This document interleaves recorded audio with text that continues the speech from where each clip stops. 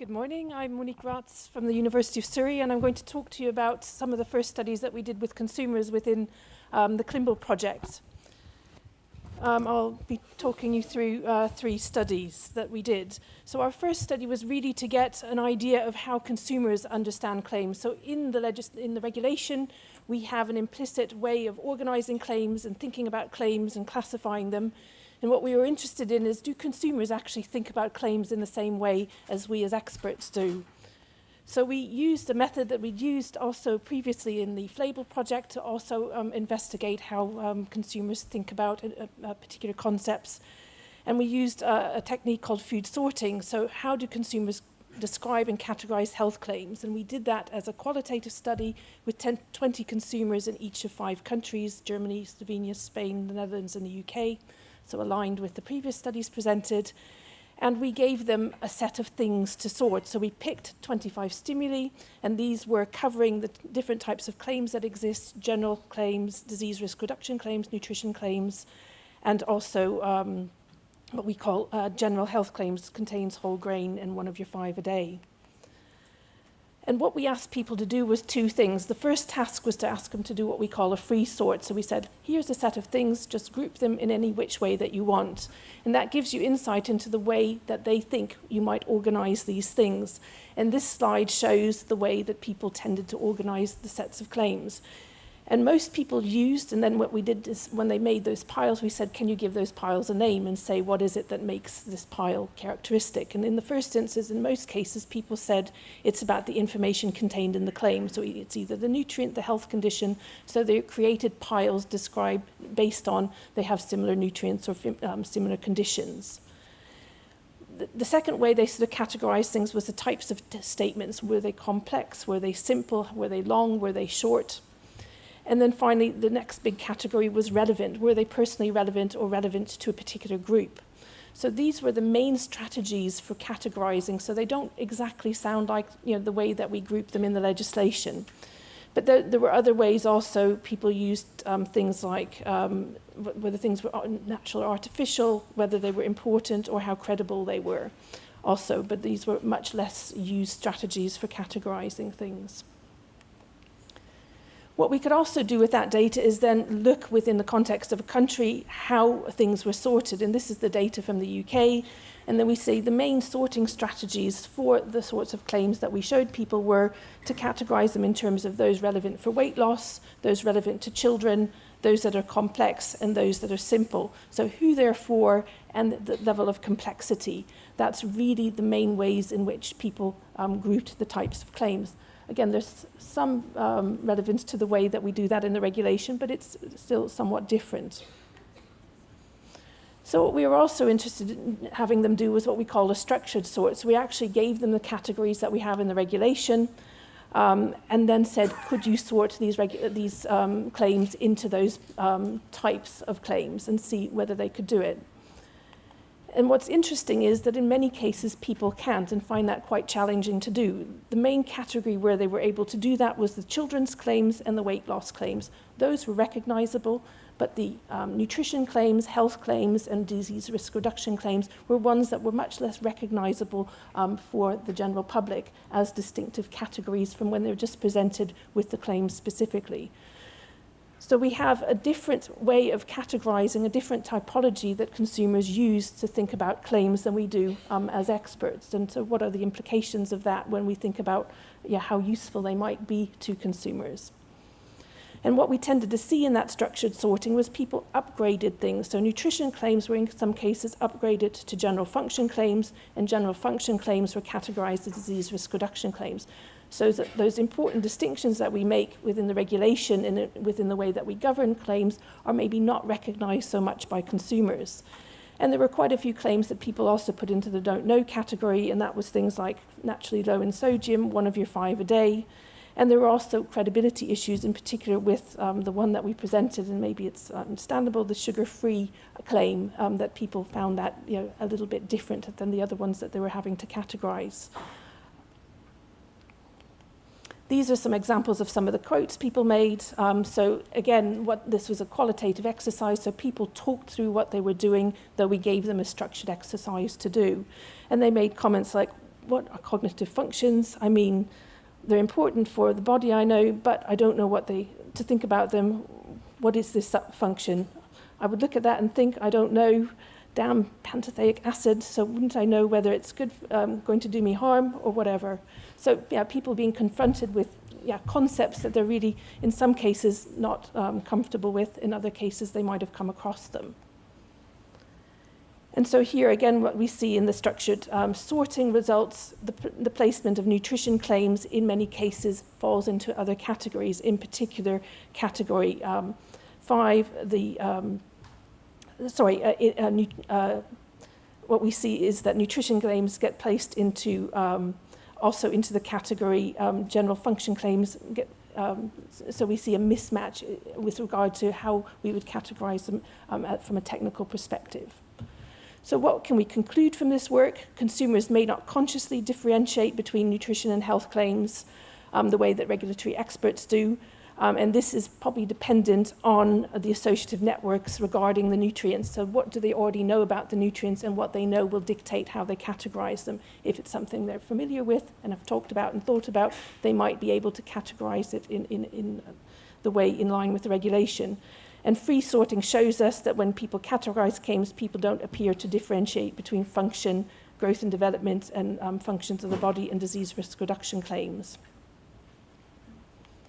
So what kind of a typology do we then think would be appropriate with regard to the way consumers think about claims? And it's one to really, in the first instance, distinguish between familiarity, concepts that are familiar, nutrients that are familiar, physiological concepts that might or might not be familiar, and the extent to which things are simple or complex. This could refer to the nutrient, but it could also refer to the functions being talked about. And then finally, relevance, whether something's personally relevant or not. So we can then sort of say what we see is that the green are what we would regard as the most favorable types of claims. So these would be ones that are most favored by consumers and have the most potential to have effect with consumers. So they would be claims that people understand and are simple and are personally relevant. And those claims that are likely not to work with people would be ones that are using unfamiliar concepts, either in terms of the nutrient or the functions being talked about, ones that are too complex in nature about the mechanisms being talked about, and not being for the population group of relevance to the consumer reading the claim. So how do we get an understanding of what people think and know about a concept? And we carried out a study to try and get an idea of how could you understand what it is that people know about the concepts. And we picked one area of claims, and that was the heart-related claims, because there's quite a lot of them, quite a number of nutrients related to those types of claims. And so we wanted to better understand how people make sense of those types of claims. And we carried out a study where we were trying to understand the causal models and the beliefs people have, and then looking at what effect that has on how they interpret the claims. So we did this with, again, consumers in the same countries as the previous study, and we carried out what we call a network analysis. So we identified all the nutrients of interest to heart-related claims. We identified all the health outcomes associated with heart-related health, and then we picked a set of claims, and this is an overview of them. So the beta-glucan claims, the sodium claims, the plant stanols, and then we asked people to sort of rate the relationships between all the concepts being talked about in those claims, so that we'd get a good understanding of how they view the relationships between all those concepts and what impact that has on their understanding of the claims. And so what you're able to do with this sort of a technique is build up what's called a causal model. So you have an understanding of how people understand these concepts, and heart-related health is one where we do have a lot of talk of that. It's one of our biggest health problems.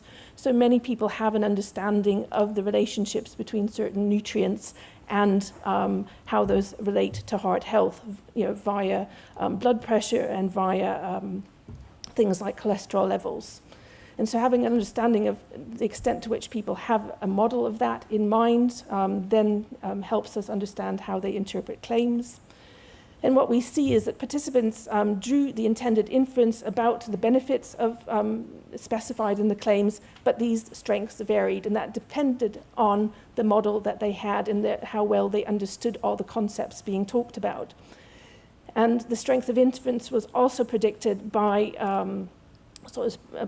predicted by all those pathways and the extent to which they had an understanding of those pathways, and also about their beliefs in the truth of the claim and whether they believed it, but not in terms of the familiarity of the claim. And often what we do is think about, the familiarity of the claim. Have we seen it before is something that will dictate whether or not we use it. But what we're trying to show, we can show here from this data, is you have to have an understanding. Do they understand the concepts, and the extent to which they understand the concepts being used in the claims will dictate whether they understand them and the inferences that they draw from them. So improving people's understanding of the interpretation of claims, so getting them to understand the concepts being used in them, will make them more likely to make use and use claims correctly. And I think this, again, opens up, just not taking the claims literally, but really unpacking them and understanding what's all embedded in the claims, and that is something that's important to understand. And that people don't just get those only from the claims. That understanding comes from a much wider range of knowledge built up through experiences, through life, through education, through discussion in the media, and those will all impact on how people interpret claims. And then another question that we had is also this issue of images. They were highlighted in the previous presentation, but we also need to understand to what extent do people utilize claims, and do we have methods that are really good enough to understand. And I worked together with some colleagues who had been working outside the food area, but had suggested and had some methods which were very interesting, because in the food area we've tended to use direct measures of whether people, measures of their understanding of claims, and it was suggested that we might try and use indirect measures that would get at elicit inferences that people draw without having to alert them to the fact that that's what you're asking them about. So we did a study to sort of see what impact and to what extent people would draw inferences from images shown. And the study that we did was, again, with participants in the same 5 countries as we've been working with. And we worked with health claims, nutrition claims, and generic claims, so again, so we could see the distinction and relationship between those. And what we did was show people different types of claims on a range of products. This is an example of what they looked like when they were shown to people. And people were either shown products with claims, generic claims, nutrition claims, or health claims, and with or without an appropriate image. So again, we could see the relationship and the extent to which images could function as claims as well. And so the range of claims that we used were heart-related, in the beta-glucans, calcium for bone strength, carbohydrates for energy, tooth, sort of physiological, gut health, and sort of brain cognitive function-related claims and imagery to do with that. And so what we did is we first showed people a series of claims, and they had to look at them, take them in, and then we asked them, after doing a filler task, to first recall the claims that they'd seen, and then to do a recognition claim task. So we showed them claims, and then we asked them, did you see those before when we showed you that whole set of claims? And the interesting findings there were, when functional images were shown, we saw an increased recall of correct recall of health claims as health claims. And we also saw a significant increase in false recall of nutrition claim as health claims. So those images were actually enhancing nutrition claims to become function claims. So they, in their own right, have the power in the same way as does text. And then when we did the recognition task there, we saw that the functional images significantly increased the correct recognition of health claims as health claims, but they also significantly increased the false recognition of health claims of nutrition claims as health claims. So again, that power of the imagery is very important to have to consider, and rightly so, the regulation takes that into account. So what can we recommend as a result of these findings so far? But of course, you'll have many more to hear today. The more familiar nutrients or functional ingredients where strong causal models have previously formed, but claims no longer legally allowed, there we might have problems exist. So where we've talked about particular relationships and the science finds that they're not true, we might need to think we have to re-educate consumers.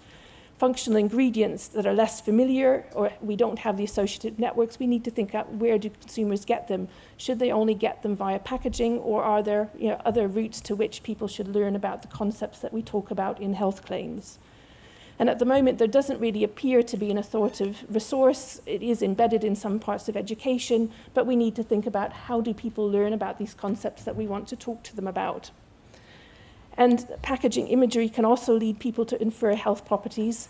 You could see that in a very negative way. They have power, but you could also see it in a very beneficial way. Where you want to teach people about things, you might be able to use imagery to sort of underpin and strengthen those verbal text-based messages that you're giving. So I think we need to think about how those work together. And again, you'll hear more of that in further presentations today. Thank you.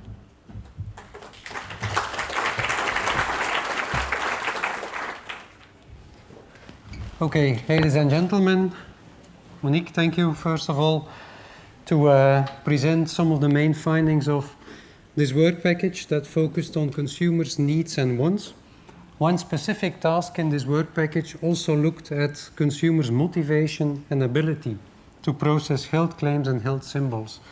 And in order to investigate this, we organized a consumer survey in 10 European countries with the following specific objectives. First of all, we wanted to quantify motivation and ability of consumers to process health-related symbols, health-related claims, and we also wanted to identify consumer segments based on differences in their motivation and ability to process claims and symbols.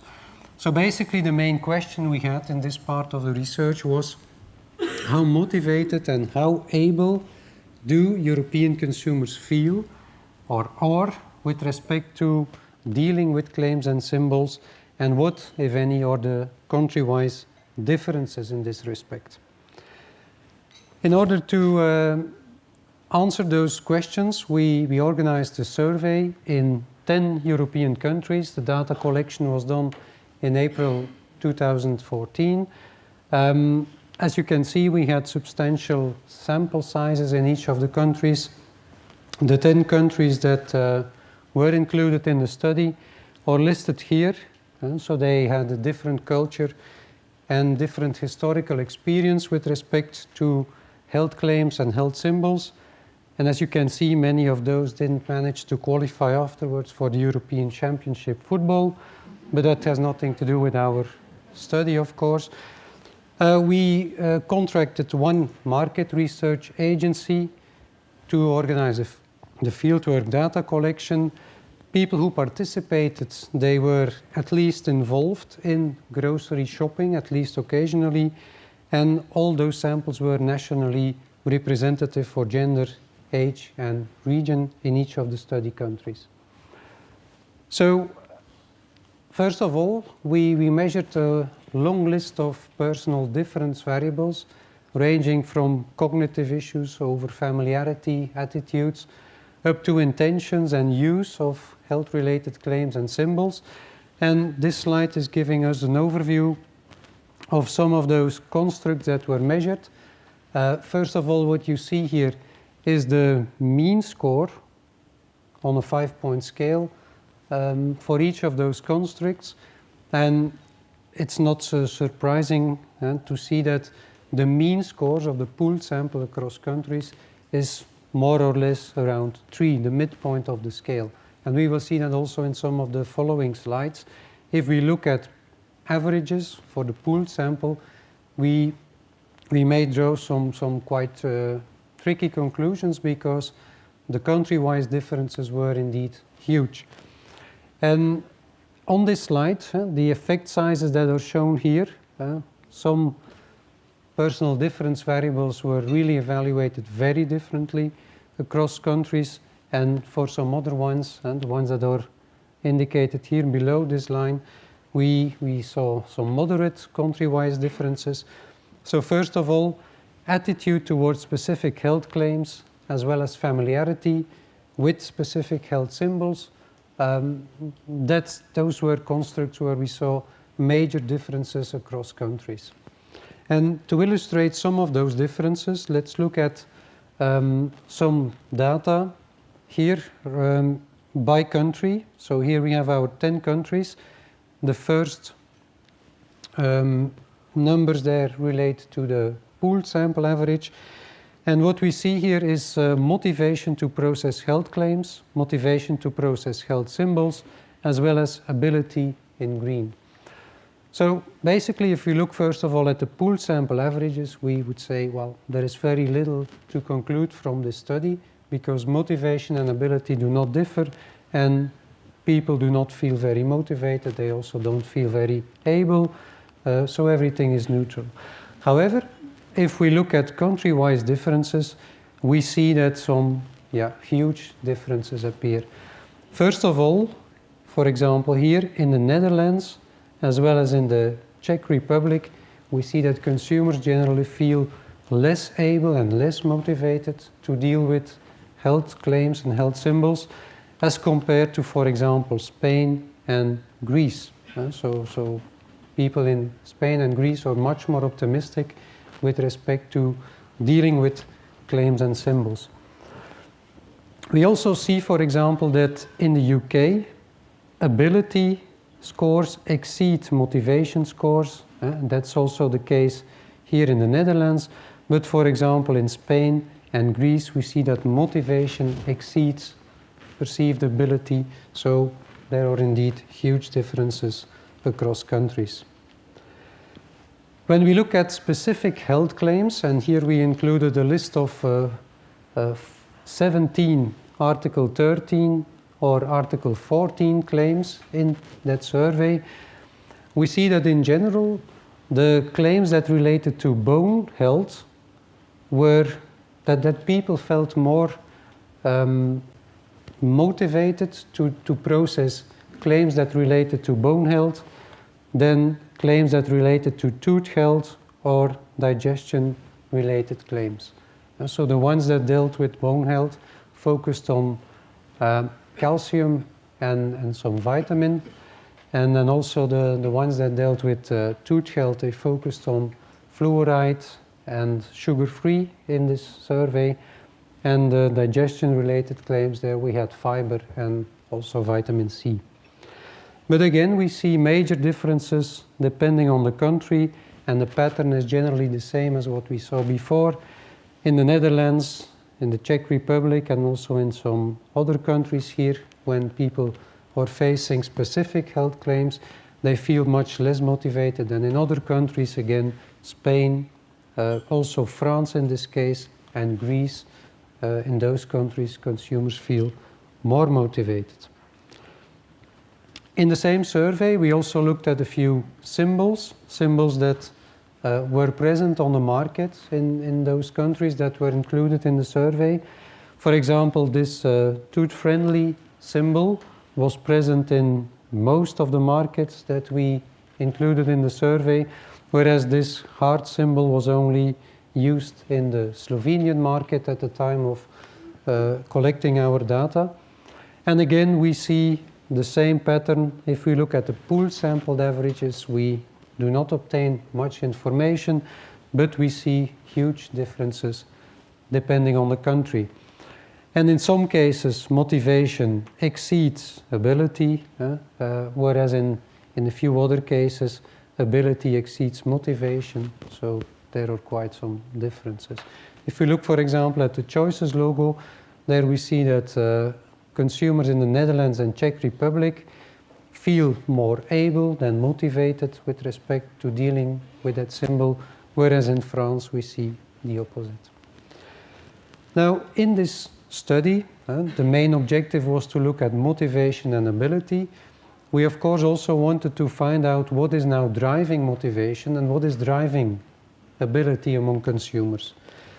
First of all, with respect to motivation, we saw that consumers with a stronger personal need for health-related information, consumers with a stronger motivation to engage in preventative health behaviors, and consumers who seek more stimulation during shopping had a higher likelihood of being motivated to process health claims. So the main driver that emerged here was clearly this need for information. That's driving motivation among consumers. Similar analysis with respect to ability. Here in this case, what is driving the ability to deal with health claims and health symbols? Well, the major driver here was subjective knowledge about the healthiness of food. So the more people believed to know about the healthiness of food, the more able they felt to also process health-related claims and symbols. Finally, we tried to model the impact of motivation and ability on the use of health claims. This was a claimed use of health claims, and this analysis showed us that motivation was a much more important driver of use than ability. So this path analysis here indicated that motivation indeed outweighs ability in explaining European consumers' use of health claim. So let's look then at the drivers of motivation again. And the red arrows indicate the parts that had the strongest impact in this model. Motivation was driven by need for information, which in turn was driven by an interest in healthy eating. With respect to ability, as we saw, subjective nutrition health knowledge was driving ability, and there was also a link between motivation and ability in that direction mainly. So motivation drives ability, and together they have an impact on the use of health claims. So what this basically tells us is that if we want to influence the use of health claims, and the question is if we want to, then the path that might be most successful is clearly apart from stimulating consumers' interest in healthy eating first of all. This may drive need for information and in turn may make people more motivated to deal with health claims. The conclusions of this survey, and yeah, this is only a few results in a nutshell, of course, was first of all that European consumers had an overall moderate motivation and ability to process health claims and symbols. Both were correlated, as shown in this last model. We found hardly any differences between in motivation and ability between claims and symbols. So we didn't find any hard evidence that a claim or a symbol was very different for a consumer in this survey. Need for information emerged as the main driver of motivation. Subjective knowledge about the healthiness of food emerged as the main driver of ability. And both together in relation to the use of health claims, the result was that motivation clearly outweighed ability as a driver of claim usage. One of the objectives was also to identify and profile pan-European consumer segments based on motivation and ability. That's something we also did and which has been reported in the deliverable from this study and which we also hope to publish in the near future. But because of timing, the details of that finding is not included in this presentation. So thank you for your attention. Thank you.